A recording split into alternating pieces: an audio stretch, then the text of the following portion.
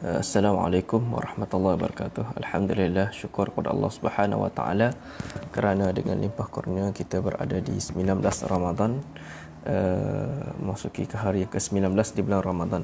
So hari ini kita nak sambung sedikit berkaitan dengan apa yang saya cerita semalam, itu berkaitan dengan ilmu faraid, dan kita sambung kepada apakah yang dimaksudkan dengan harta pusaka. Apakah harta yang melibatkan kita panggil pewarisan, dan apakah harta yang tidak melibatkan kepada pewarisan, yang tidak tertakluk kepada hukum-hukum ilmu faraid. Okey, jadi kalau kita tengok dari segi susun atur untuk harta pusaka ni, dia pecah kepada dia terbahagi kepada dua perkara lah. Dua perkara harta pusaka, iaitu harta alih dan harta tak alih. Okey, harta alih ni contohnya selain pada rumah dan tanah. Okey, harta tak alih ni rumah dan tanah. Itu harta tak alih. Harta yang alih ni ialah harta yang merangkumi duit, kenderaan, binatang ternakan, barang kemas, pakaian, semualah, semua barang-barang yang berharga ni dikira sebagai harta pusaka. Okey. Okey, manakala harta yang bukan pusaka, ada beberapa kategori. Yang pertamanya, ada beberapa jenis. Yang pertamanya ialah harta yang telah pun dihibah dan yang telah pun diwasiatkan. Yang kedua, harta wakaf. Harta wakaf, tanah telah pun diwakafkan untuk tujuan, atau kita panggil untuk tujuan pembangunan ummah, pembangunan hal ehwal Islam sendiri, ialah harta yang tidak boleh dipusakai. Yang ketiga, harta yang telah dijual, confirmlah harta dijual, hak milik orang lain dah. Harta yang dipegang amanah, maknanya ada amanah kereta contohnya daripada pihak persatuan. Dia beli satu kereta dan diamanahkan untuk orang ataupun si mati ni, dia yang nama dia, tapi sebab dia pemegang amanah, jadi dia terjadi ke harta pusaka. Okey. Yang kelima, harta yang ditakbir. Seorang itu mentadbir bangunan ke apa, jadi bangunan ditakbir dia tu ialah bukan harta pusaka. Yang keenam, khairat kematian. Khairat kematian tidak termasuk dalam harta pusaka. Ketujuh, pampasan. Ke-8, ganjaran. Ke-9, sumbangan. Dan ke-10, pencen. Jadi wan pencen dia tidak tertakluk kepada harta pusaka. Pencen terbitan, kira kita biasa dengar pencen terbitan ke apa, dia tidak tertakluk kepada harta pusaka.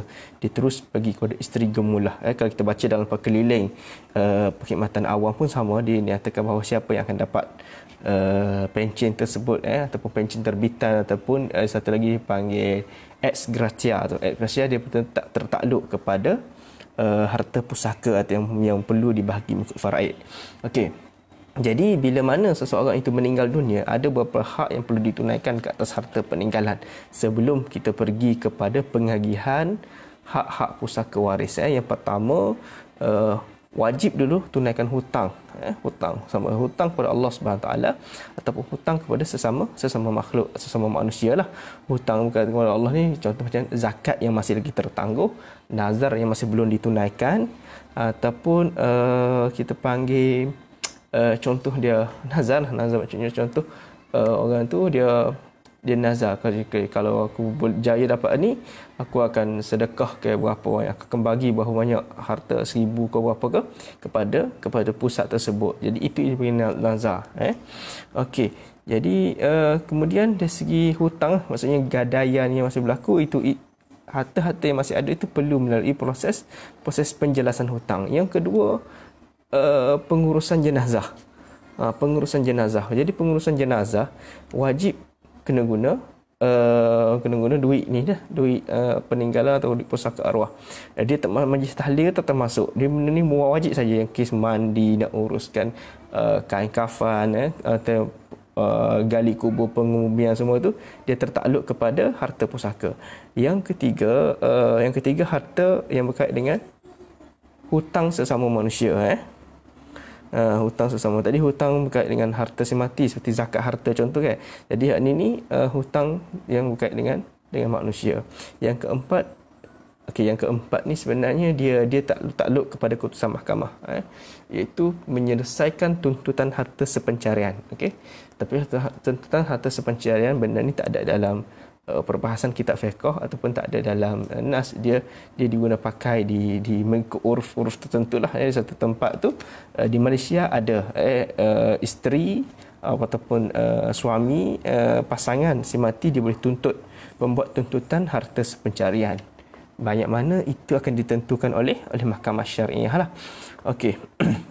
Yang kelima ialah penunaian ataupun proses menunaikan wasiat yang tidak melebihi 1/3 kepada bukan waris lah. Dan yang keenam, barulah harta-harta pusaka ini perlu diagih, diagihkan baki harta tu kepada waris yang layak. Okey, so waris yang layak ni ramai lah sebenarnya waris yang layak, tapi tengok sama ada tak waris itu didindingkan oleh sesiapa ataupun tidak.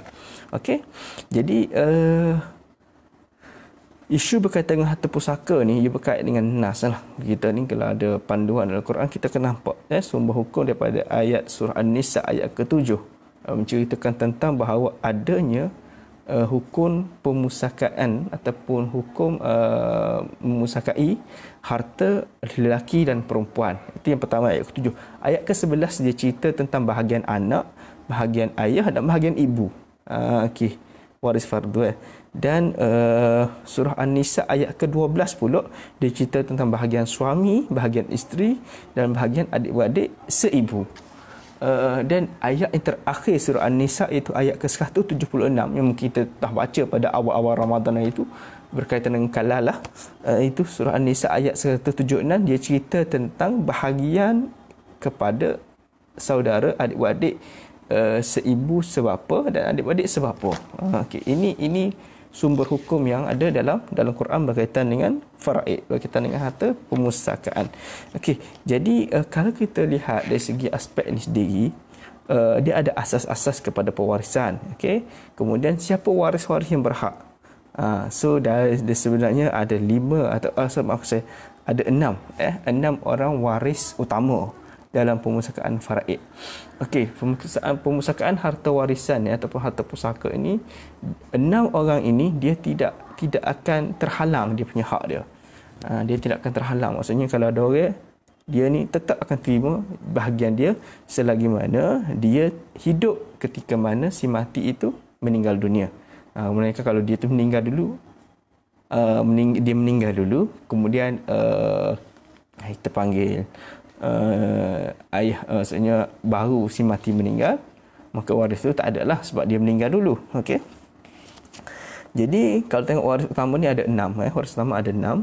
Yang pertama dipanggil ayah, anak lelaki, anak kandung lelaki. Yang kedua anak kandung perempuan. Yang ketiga ayah.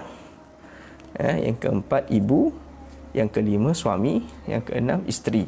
Dia kata 5 suami atau isteri dia gabung. Tapi nak ceritanya 6 orang ini ialah mereka yang merupakan waris utama dalam proses pembahagian proses pembahagian harta pusaka, yang mana mereka tidak akan terhalang, tidak akan terdinding daripada menerima jumlah harta.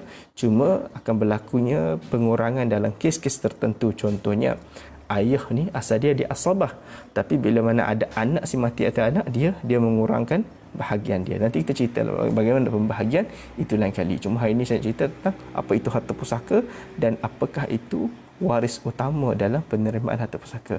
Jadi kita sambung pula nanti insya-Allah. Assalamualaikum warahmatullahi wabarakatuh dan selamat berpuasa.